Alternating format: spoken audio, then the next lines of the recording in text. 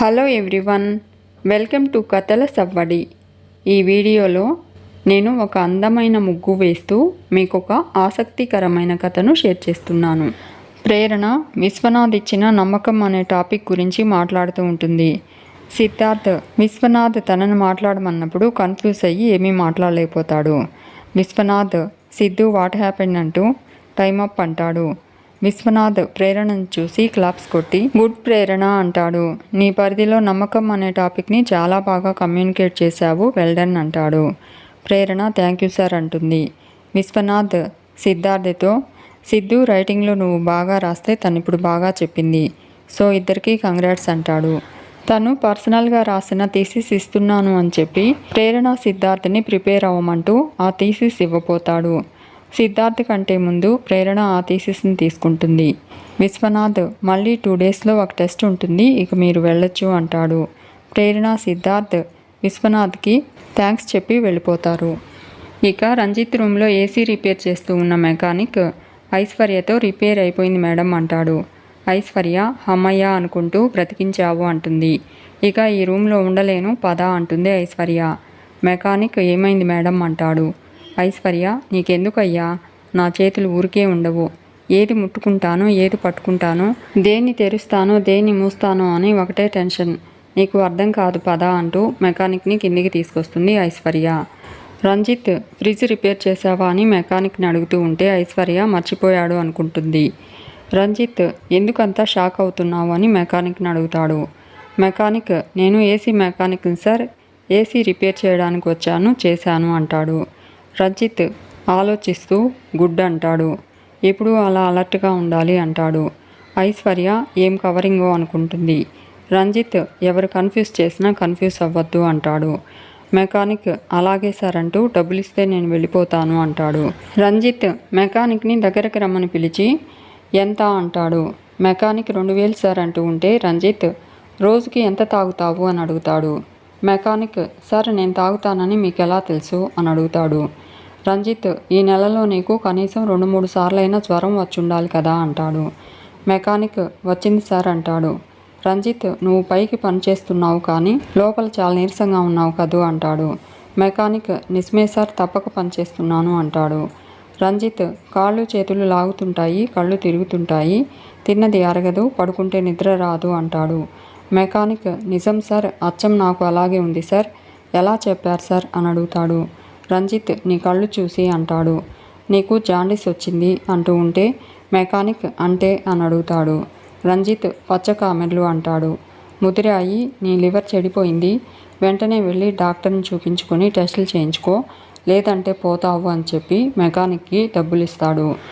Mechanic అలాగే sir, వెంటనే డాక్టర్ని చూపించుకుంటాను, నా సమస్య అంతా ఇట్టే చెప్పేశారు సార్, వస్తాను సార్, థ్యాంక్ యూ సార్ అంటూ వెళ్ళిపోతాడు. ఐశ్వర్య షాక్ అవుతూ రంజిత్ని చూస్తూ ఉంటుంది. ఐశ్వర్యతో రంజిత్ ఏంటలా చూస్తున్నావు అని అడుగుతాడు. ఐశ్వర్య అతనికున్న జబ్బులన్నీ ఎలా కనుక్కున్నారు, మీరు డాక్టరా అని అడుగుతుంది. రంజిత్ జస్ట్ అలా చూస్తేనే తెలిసిపోతుంది అంటాడు. ఐశ్వర్య చా మీరు చెప్పిందంతా నిజమైపోతుందా అని అడుగుతుంది.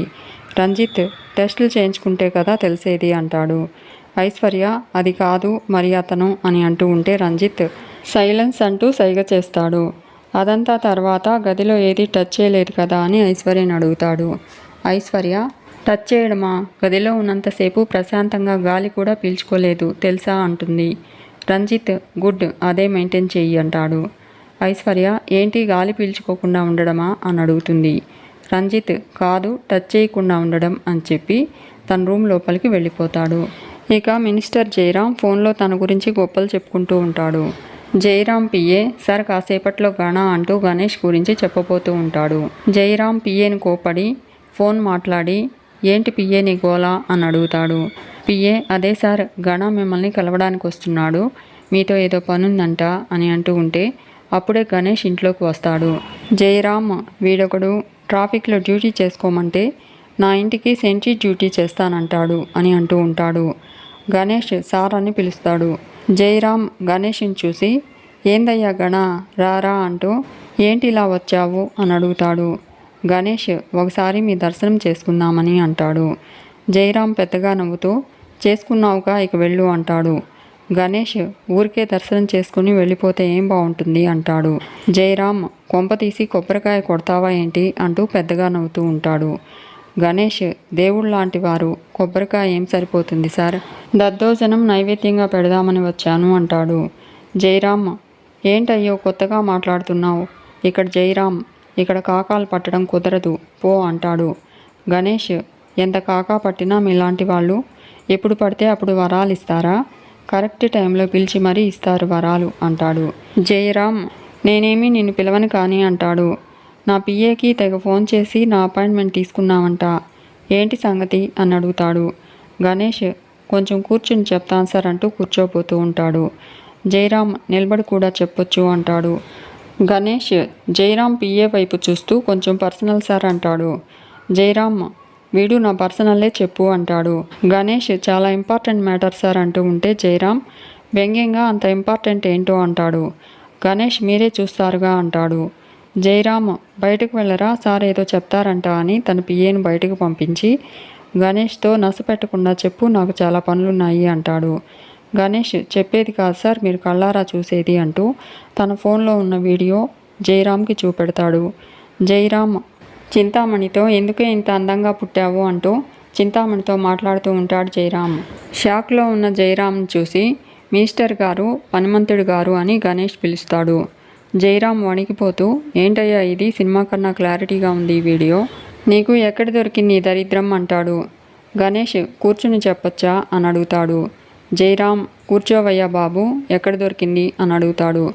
గణేష్ తమరి దయతో ట్రాఫిక్లో ఉంటాను కదా, ఎన్ని కార్లు ఎన్ని బైకులు ఎంత జనమో అందరినీ చెక్ చేస్తాం కదా, ఒక చోట దొరికింది ఈ ఆణిముత్యం అంటాడు. జయరామ్ చింతామణి కూడా దొరికిందా అని అడుగుతాడు. గణేష్ లక్కీగా నాకే దొరికింది సార్ అంటాడు. జయరామ్ నా భాగవతం నా పిఏకి కూడా తెలియదయ్యా, పేరున్న వాడిని అలా మెయింటైన్ చేస్తున్నాను అని అంటూ ఉంటే గణేష్ కొంచెం రిలాక్స్ అవ్వండి సార్, ఆలోచించాల్సింది అది కాదు, ఏ క్షణమైనా ఈ వీడియో మీడియాలోకి వెళ్ళొచ్చు, జనాలందరూ పండగ చేసుకుంటారు సార్ అంటాడు. జయరామ్ అలా జరగడానికి వీల్లేదు, దీన్ని ఆపేయాలి అంటాడు. గణేష్ లేట్ ఎందుకు సార్, ఎవరికైనా చెప్పి ఆపేయండి అంటాడు. జయరామ్ ఎవరికి చెప్పనయ్యా, ఇది చెప్పుకునే విషయమా, ఎవరికి చెప్పినా నాతో ఫుట్బాల్ ఆడుకుంటారు అంటూ నువ్వే ఆపొచ్చు కదా అంటాడు. గణేష్ నేనెలా సార్ అంటాడు. నేను ట్రాఫిక్ ఎస్ఐని, నాకు మీలా పదవి ఉందా, లేకపోతే ఏదైనా పవర్ ఉందా, దీన్ని ఆపాలన్నా మీ పరువు కాపాడాలన్నా ఓ పవర్ఫుల్ పోలీస్ ఆఫీసర్ కావాలి, బాగా నమ్మకస్తుడైన వాడిని చూసి ఈ వీడియో బయటికి రాకుండా ఆపించండి అంటాడు. జయరామ్ అలాంటి వాడు ఇప్పుడు ఎక్కడున్నాడయ్యా అంటాడు. గణేష్ కాలు మీద కాలు వేసుకుని కూర్చుని ఉంటాడు. జయరామ్ గణేష్ షూస్ వైపు చూస్తూ ఉంటాడు. గణేష్ ఎక్కువ ఆలోచించే టైం మీకున్నా ఈ వీడియోకే టైం లేదు, ఎవరో ఒకరు లీక్ చేసేస్తారు సార్ అంటాడు. మీరైతే బాగా నమ్మకస్తుడిని సెలెక్ట్ చేసుకోండి అంటూ నేను వెళ్ళి రానా సార్ అంటాడు. మీరు బాగా ఆలోచించుకోండి అంటూ తన ఫోన్ తీసుకుని వెళ్ళబోతూ జయరామ్ దగ్గరికి వెళ్ళి ఏ మాటకు ఆ మాట చెప్పుకోవాలి సార్, చింతామణితో మీ డాన్స్ అదిరిపోయింది సార్ అంటూ గణేష్ వెళ్ళిపోతాడు.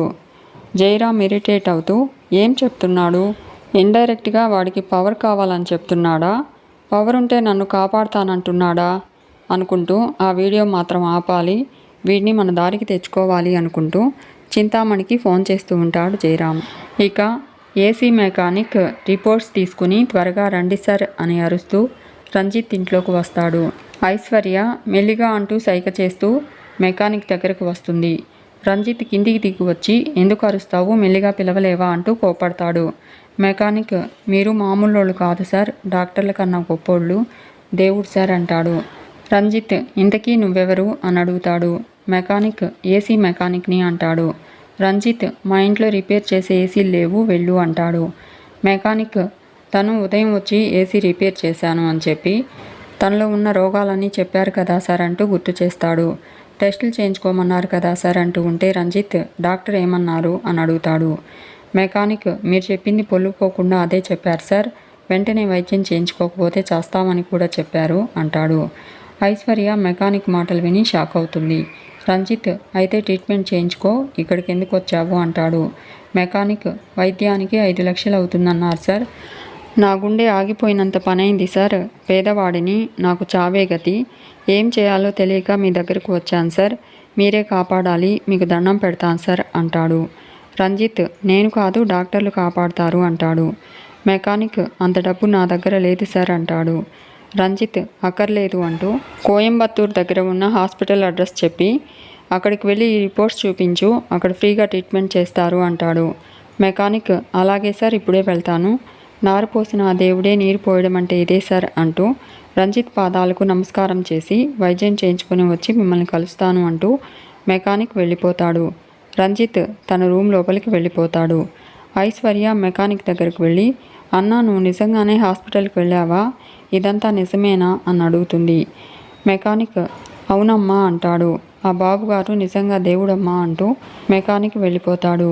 ఐశ్వర్య, ఇతను అంత తెలివైన వాడా అనుకుంటుంది. మనిషిని చూసి ప్రాబ్లం చెప్పేశాడు. ఇంత మతిమరుపు ఉన్నవాడికి అంత తెలివెలా ఉంటుంది? ఉండకూడదే అని అనుకుంటుంది. కనిపెట్టాల్సిందే, లాభం లేదు, డేర్ చేయాల్సిందే అని అనుకుంటూ ఉంటుంది ఐశ్వర్య. ఇక ప్రేరణ, సిద్ధార్థ్ విశ్వనాథ్ ఇంటి నుంచి బయటకు వస్తారు.